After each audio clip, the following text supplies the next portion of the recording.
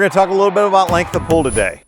Traditionally, the length of pull was the distance from the inside of your elbow to the crook of a 90-degree trigger finger. This came out over 100 years ago, and it was really designed before the use of bipods.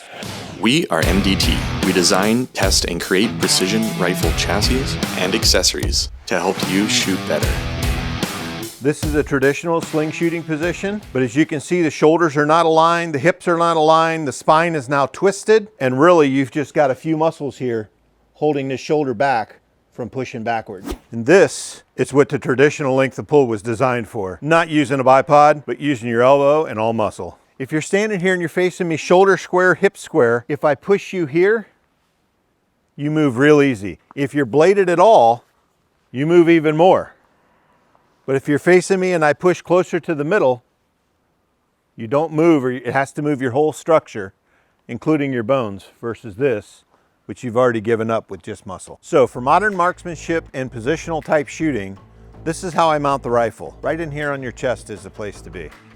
So I come in right alongside my neck, just parallel or as close to the middle of my body as I can get it. My shoulders are perfectly square. They're perpendicular to the barrel.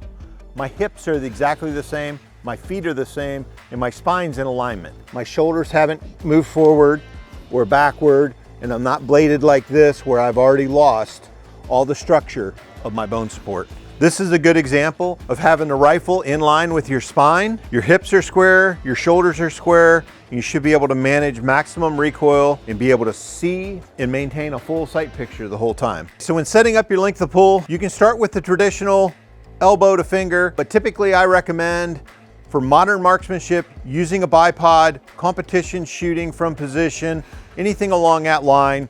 I would try taking a ½ inch, an inch, or 2 inches off. Make sure you're squaring that body up.